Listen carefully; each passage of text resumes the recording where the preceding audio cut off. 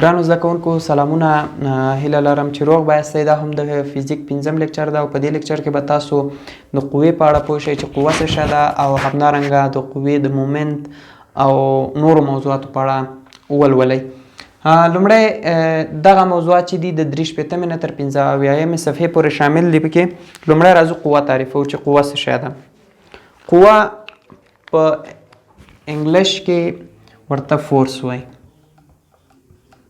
فورس دا هغه عامل ده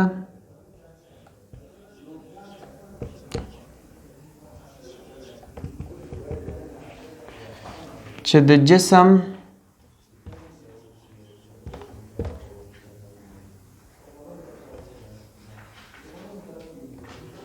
متحرکولو او ساکنولو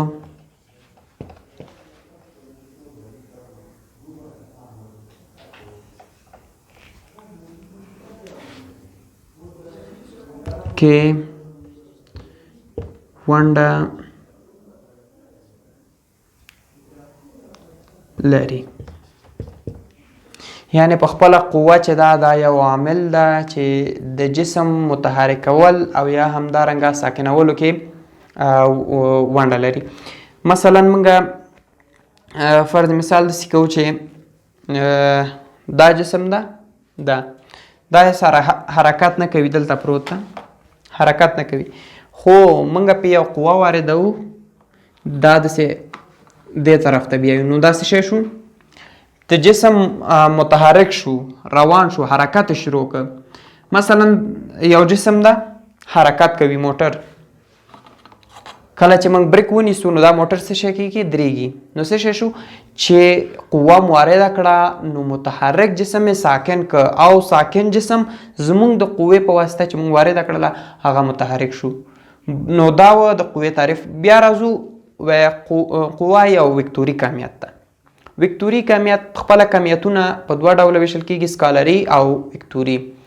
نو سکالري تنها مقدار ذکر کوو، مثلا تیزی ده، کتله ده او همدارنګه نور شیان دي.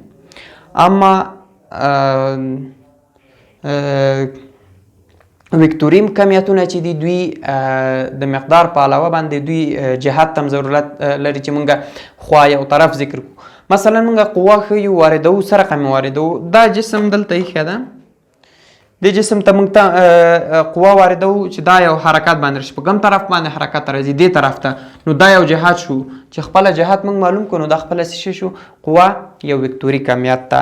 نو د دغې نه موږ کولی شو چې قوه معلومه کړو چې دا یو وکتوري کمیت ده. دلته 2-3 فعالیتونه په دې صفحو کې ذکر کړي دي، تاسو به دا ولولئ. در سره که چیرې کوم مشکل سره مخ شولئ نو تاسو کولی شئ په کومنټ کې راکړئ. همدارنګه د قوې ستاسو په کتاب کې داسې مثالونه ورکړي دي چې قوه مثلا دا یو قوه ده F1 ده، اوله قوه، دا F2. دوی سره رقم جمع کوو. دلته دوی داسې ویلي دي چې دوی یو بل سره په یو مشترکه نقطه ورته ټاکو، داسې وصلو او دې ته یو موازي رسمو او همدارنګه دې ته. دا به داسې یو شکل کوم چې لږ سره ښه راشي.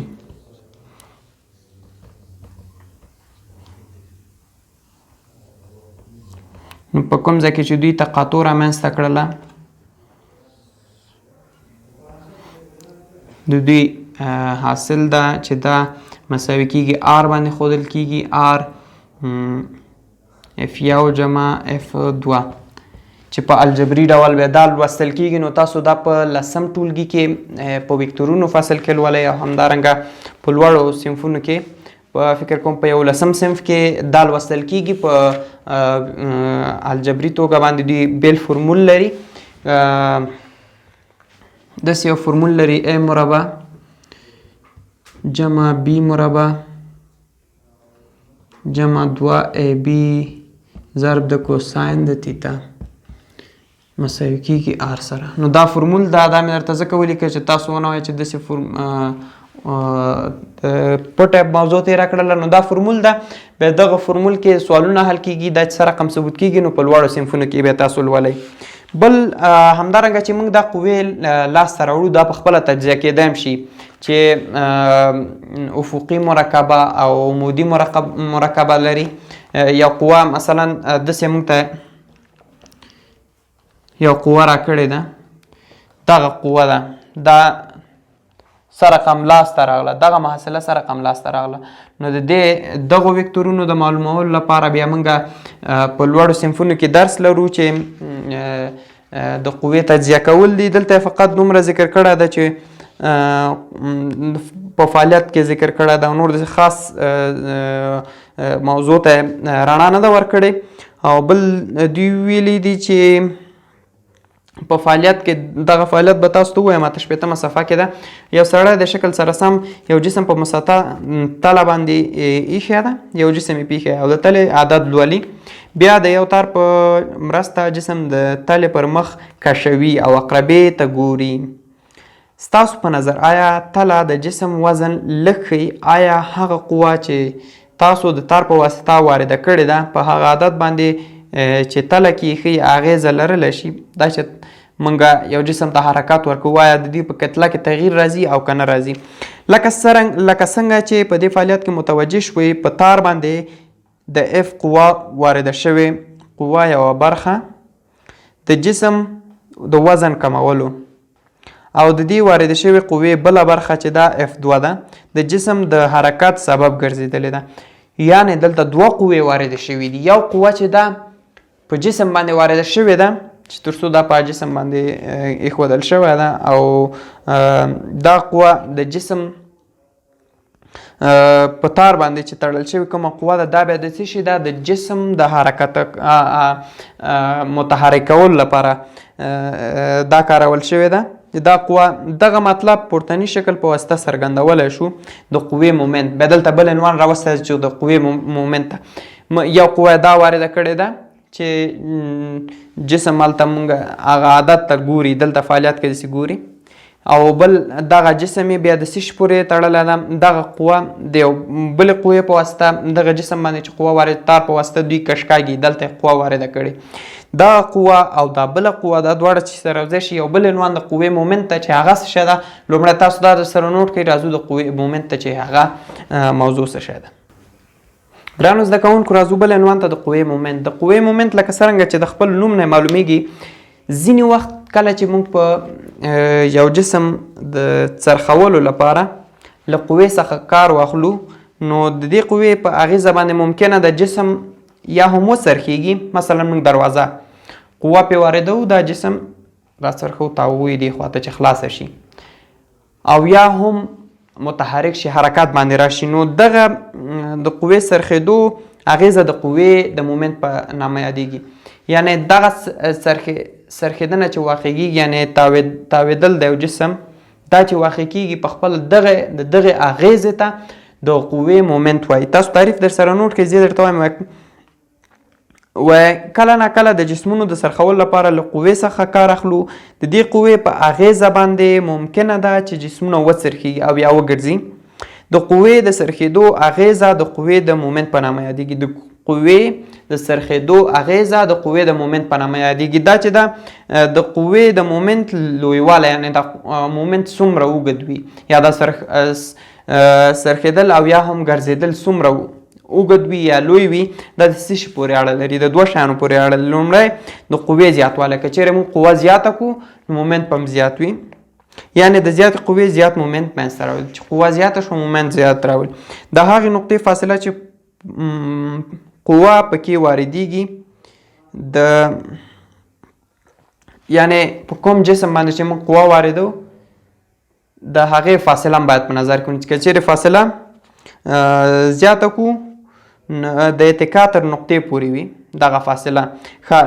اتکا نقطه څه شي ته وایي؟ د څرخېدو لوری د قوې په جهت پورې اړه لري.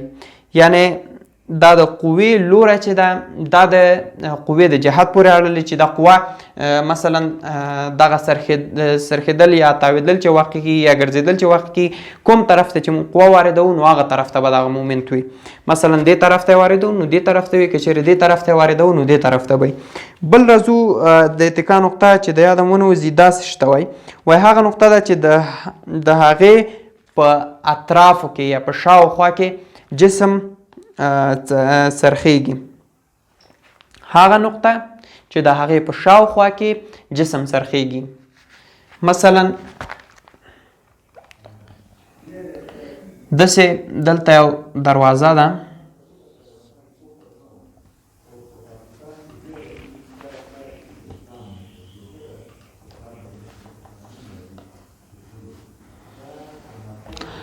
یو قوه چې کله موږ وارده کړو نو دلته دا یو جسم شو، دا چې کوم ځای کې تاویږي راتاویږي مومنت کوي حرکت کوي نو دغه وخت کې څه شی کېږي همدغه نقطه چې په کومه نقطه کې دوی حرکت کوي دغه ته څه شی وایي د اتکا نقطه وایي. د قوې مومنت یا د یوې ټاکلې نقطې په شاوخوا د یوې قوې د څرخېدو د اغیزې لپاره معیار ده دغه نقطه ښیي. د قوې عمود واټن د اتکا له نقطې څخه داسې وایو د قوې مومنت مساوي کېږي. دا تعریف ته د قوې مومنت دا مساوي کېږي اف ضرب ډي. دا ډي څه شی ده؟ ډي د اتکا د کومې هغه نقطه چې جسم پکې څرخېږي د هغې فاصله په عمود ډول د قوې فاصله په عمود ډول د اتکا نقطې څخه او په خپله قوه دا چې دواړه سره ضرب کړو داسې شی ده د قوې مومنت چې دوی سره مستقیمه رابطه لري. که چې موږ وویلې که چیرې دا فاصله هم زیاته شي د قوې مومنت زیاتیږي او که چیرې دا قوه هم زیاته کړو نو د قوې مومنت زیاتیږي. بل د عمل او عکس العمل قوه ده چې داسې شی ده. تاسو په 11م صنف کې 3 قانونه د نیوټن لولئ چې یو هر عمل عکس العمل لري اما دغه عمل چې عکس العمل مخالف او مساوي او مخالف الجهات ته. مثلا په یو جسم باندې موږ قوه واردوو دغه که چیرې موږ په یو جسم باندې قوه وارد دغه جسم نه بیرته په موږ باندې قوه واردیږي څومره قوه چې موږ وارده کړې ده هماغومره زموږ په جسم باندې واردیږي. دلته په فعالیت کې داسې کړی ده. آیا تاسو د ټولګي ولاړ دیوال کولی شئ تاسو کش کړئ او یا مو ټیل وهي؟ داسې وایي یو رسۍ په هغه مخ پورې کلکه وتړئ چې په یو دیوال باندې مو ټک وهلی ده او کش یې کړئ. اوس وایي سربیره پر دې تاسو قوه واردوئ ولې رسۍ حرکت نه کوي؟ نتیجه یې په خپلو ټولګیوالو ته بیان کړئ، په ټولګي کې بیان کړئ. په فعالیت کې مو لیدل کله چې تاسو په رسۍ باندې قوه واردوئ یعنې کشوئ رسۍ هم په عین اندازه په مخالف لوري قوه واردوي او تاسو خپل خواته راکشوي. یعنې کله چې موږ یو جسم راکش کاږو رسۍ راکش کاږو نو په خپله دلته دا یو قوه واردېږي رسۍ له خوا نه چې دا قوه مساوي او مخالف الجهته ده چې رسۍ هم داسې کش نیول شوي. ته فکر کوه چې هغه خواته هم کش کېږي نو هلته د رسۍ د خوا نه قوه واردېږي چې دې ته د عکس العمل قوه وایي. دا قوه د دې سبب کېږي چې رسۍ حرکت ونه کړي. نو قوې تل په دوو مخالفو جهتونو کې وي چې هر یوه قوه پر بل باندې عمل کوي. هغه قوې چې تاسو یې په یو شي او یا کس واردوئ د عمل قوه او یا د شي او یا هم د همغه کس لخوا چې کومه قوه واردېږي مخالفه او مساوي قوه نو دغه څه شی ده د عکس العمل قوه.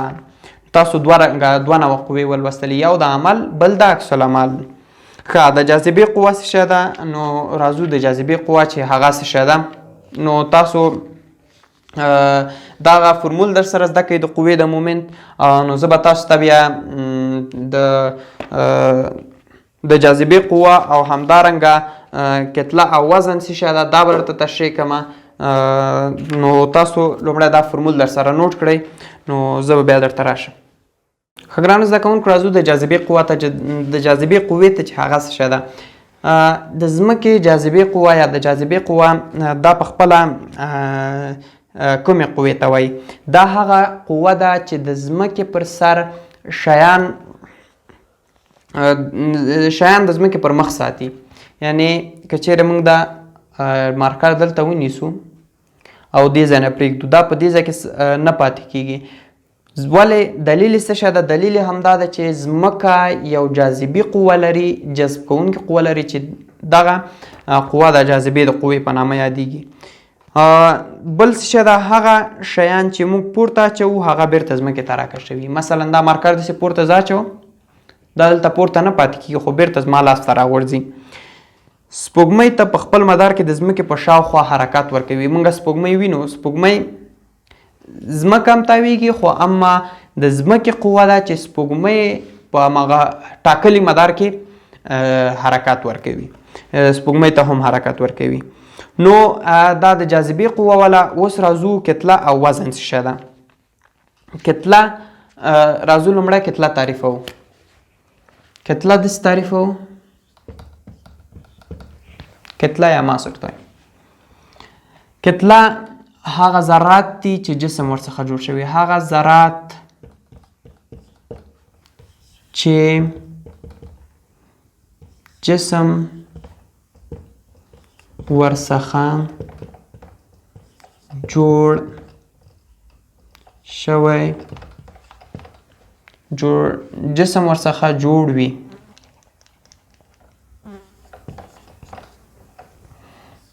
مثلا دا یو جسم د ذراتو څخه جوړ شوی داسې.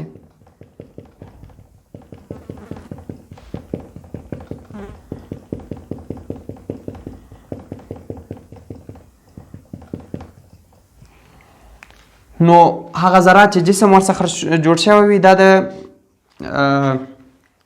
څه شي په نامه یادیږي؟ د کتلې په نامه یادیږي. بل دا کتله او وزن دواړه یو ځای سره راوستي دي. راځو وزن تعریفوو. وزن د ځمکې جاذبې قوه ده، د ځمکې جاذبوي قوه ده، جاذبوي قوه ده. یعنی منګه د وزن په نیوټن سره ښیو او کتله منګه په کیلوګرام سره ښیو. نو کتله چې ده ثابته ده، تغییر نه کوي، نظر ارتفاع ته، او وزن چې دا نظر ارتفاع ته فرق کوي.